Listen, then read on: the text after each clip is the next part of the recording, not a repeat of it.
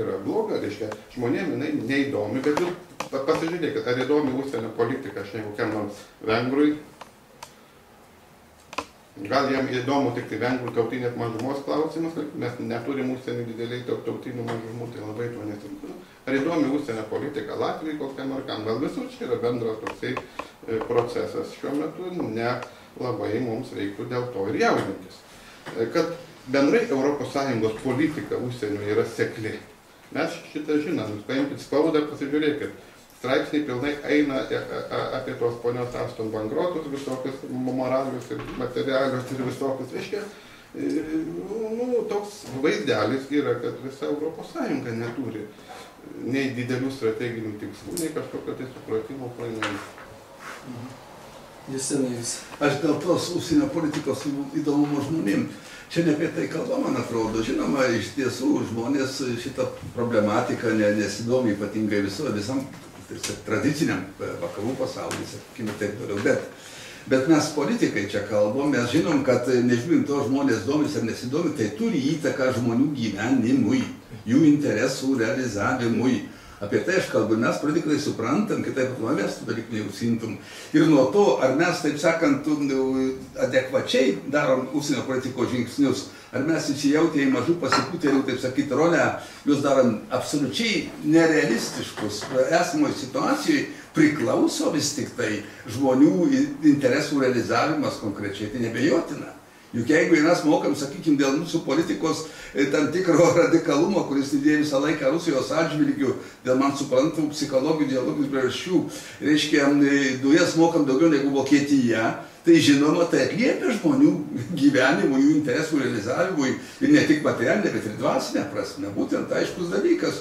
Ir aš nematau, kas būtų, taip sakant, su mūsų dvasingumu, jeigu žmonės neturėtų ką valgyti, paprasčiausiai, tai kad mes skiriam vertybės nuo materialaus gyvenimo. Bet čia, žinokit, yra, aš atsiprašau, reiškia, galima į šitą žiūrėti dvejopą. Reiškia, kažkodėl, jeigu, reiškia, rusai mus šantažuoja su dujų kainom, tai kalti esame mes. Bet, pavyzdžiui, mano mama kaip tokia ten mėgstoji beretė ir viską tai ir sakė, tai žiūri, sako, ruskiai vėl pakėlė kainą. Tai rusai kalti, čia mes. Ir mes. Tai aš labai norėčiau, kad mes dėl to, kaip kiti su mumis blogai elgėsi, mes ne kitus kaltinam, bet visų pirma kaltinam save. Ne. Tai nebūtinai ir kiti būna kalti. Ir kiti būna kalti. Gerai, tai jeigu galima, tai man galbūt prieš tai iškrito vienas klausimas, nes čia tik palietė tą temą, apie ką aš visą laiką noriu grįžti, nes Egidijus pasakė tokius žodžius, kad ar mes žinom, ko mes norim. Visų pirma, aš galbūt išeičiau, aš žinau, ko aš noriu gyvendamas Lietuvoje, kad mano vaikai yra, kaip gyventų, mokintųsi čia, liktų, čia dirbtų, turėtų darbą. Ir kai nebūtų visas tavo užsienio politika yra tos prielaidos, tas sudarimas yra. Ir čia yra galutinis. Ir jeigu taip Justinai, aš pilnai sutinku, kai jūs sakot, kad žmonėm ne visą laiką tie dalykai įdomus ir ne to sąlyčio taškų nemato, tai vis tik tai šitus dalykus, kaip jūs ir nagrinėjate? Aš tarsi pritarčiau ir labai girdžiu, ką ponas Vareikis sako, kad ES politika yra sekli. Dažnai mes kažkaip tai makaluojamės, tas žodis nelabai gal gražus, bet tai, ką mes laikome užsienio politiką Lietuvos ar kažkokios kitos ES valstybės, tai yra sistemos vidaus politika iš principo. Suprantat, ką aš noriu pabrėžti, galbūt nelabai profesionaliai. Bet vėlgi, jeigu taip pilietiškai bandant žiūrėti į šitą reikalą, tai ES kaip valstybių sistemingos politikos pakankamumo nebuvimas yra akivaizdus šitos krizės situacijos panašiai. Ar rinkim Graikiją, ar ką tik noriu, sakė. Aš nedrįstu daugiau improvizuoti. Dėkui. Dabar vėl grįžkim prie tokių konkrečių dalykų. Turbūt Egidijau nesiginčys ir kiek teko, mes visada taip turim tokius vėl stereotipus, kurie labai iš manęs įaugę, štai 3 Baltijos šalys. Lietuva, Latvija, Estija. Atsiprašau, kiek teko turėti patirties, vos ir tai skandinavai pasakydavo kažkokį, tai išvesdavo idėją, kuri netitikdavo mums 3, estai iš karto atsidurdavo jų pusėje ir visi balsavimo taškai iš karto primės, kad estai balsuos taip kaip skandinavai. Likdavo tada, kad Lietuva, Latvija, Lenkija.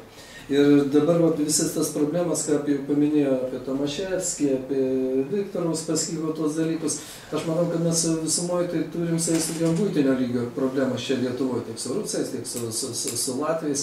Ar čia tas vėl būtent dabartinis tas mūsų santykis su Lenkijos, kad jeigu kalbėti apie artimiausius kaimynus, ir tas pavardžių rašymas, aš turiu savo, sakykime, galbūt nuomonę, bet čia tiesiog moderatorius nesakysiu, bet kiek tas veikia mūsų visų santykius būtent su tais kaimynais, kuriuos aš manyčiau pirmailiai turėtų būti. Galų galia net neapsiribuot nuo to, kad Lukašenka, nes kai Egidijus sakė, kad ten ko mes norim, šiai dienai, atsiprašau, kada atvažiuoja iš Baltarusijos kaimininių rajonų su Lietuvos sienom žmonės, jie, pavyzdžiui, socialinius dalykus šiandien turi išspręstus daug geriau. Ir ką mes beklijuotume etiketės, mes jį smerktum, nesmerktum, bet šiandien yra taip, kaip yra.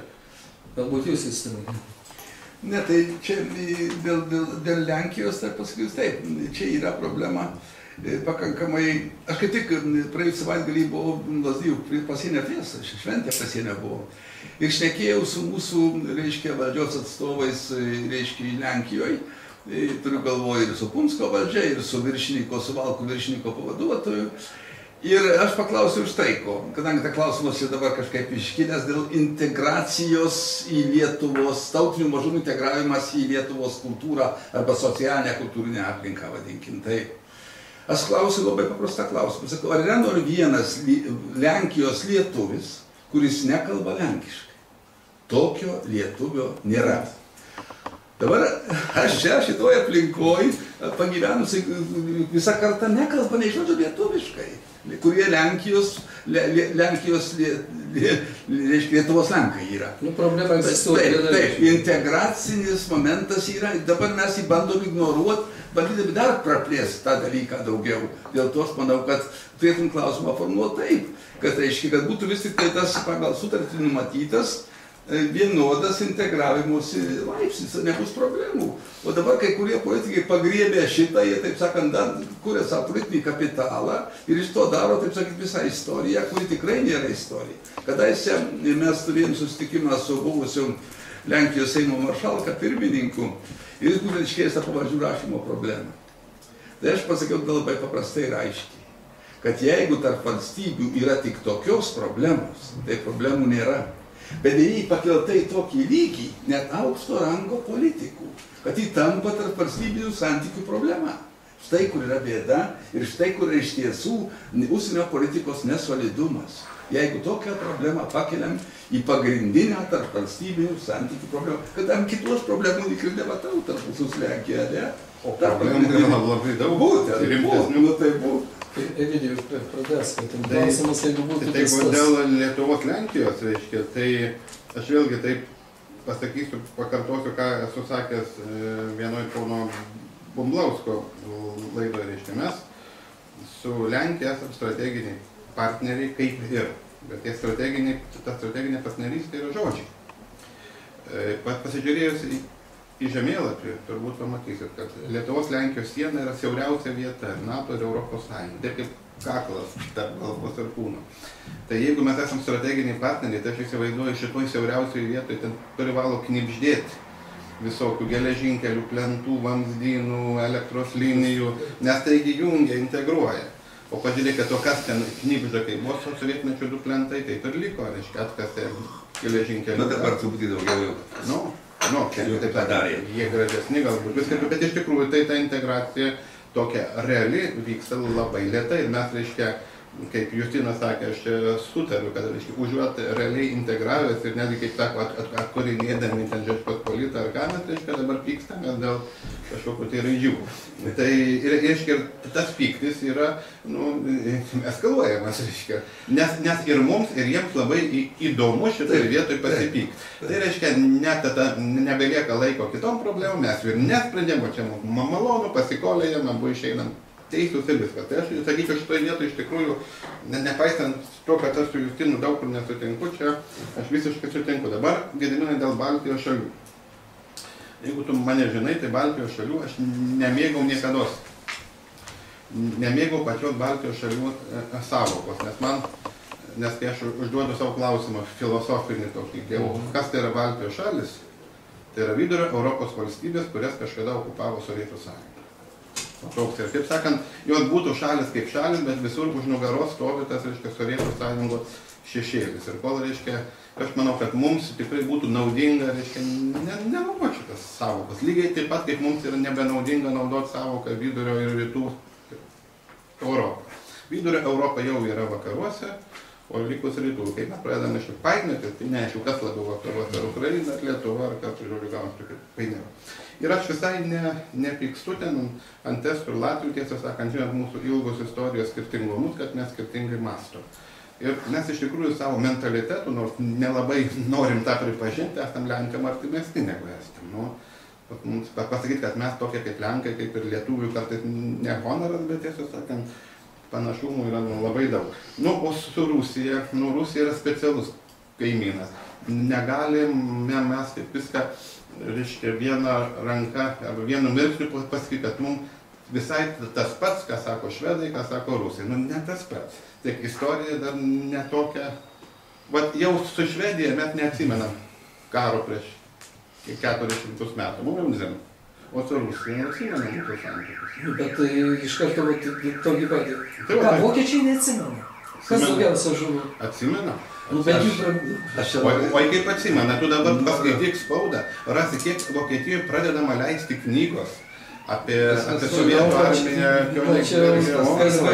Reiškia, aš vienoje diskusijoje, be kita ko, kalbant apie santykius su Rusija, pasakiau, kad mes, taip sakant, turėtume šitom kalbos ir, taip sakant, bendravime vadovautis tokių valstybių kaip Prancūzija, Vokietija, taip sakyt, elgesių, standartų elgesių, vadinkime, kaip norim, modelių. Tai man kolega oponentas sakė, tai negalima lyginti, taip sakant, mes nukentėję, taip toliau. Bet kiek nukentėjo Rusija nuo vokiečių? Ir kaip kalba su Vokietija, su Rusija, su Vokietija? Arba ta pati Prancūzų Napoleonas perėjo, taip sakant, per visą nusiaubė. Tai čia tas jau senas faktas, dabar šviežias faktas karo, bet vis tik tai jie rado kalbą ir kalbą normalių, o mes ne. Mes, taip sakant, nuolatos tą kiekvienam žingsnį, aš suprantu istorijos patyrimą. Jis yra aiškus, jis lydės mus ilgai, bet bent jau aukšto rango politika arba politika apskritai. Viskas gerai, bet yra vėl vienas, reiškia, bet mes dėl viso to kaltinam save, bet iš tikrųjų taigi taip nėra. Jeigu mes, reiškia, kaip sakom, mes užmirškim skriaudas, pirkim naftą ir viskas, bet tai Rusija neužmirš tada, kol jūs neatsisakysit ten antro pasaulinio karo, ten kažkokio tai savo pažiūrų, mes jums karaną užsuksim. Tai rusai lygiai taip pat čia yra emocingi, kaip ir mes, tai reikia, kad iš abiejų pusių būtų atsisakymas, kad jie tegu nepyksta, kad mes sakom, kad jūs okupavot mus, mes tada nepyksim, kad jūs, reiškia, ten okupavot. Ne, bet mes jiem leidžiam pykti ant mūsų. Jeigu mes sakytumėm, kad jūs ir išvadavot mus ir okupavot mus, tai būtų viena kalba. Bet kai mes sakom, kad tik tai okupavot mus, yra kita kalba.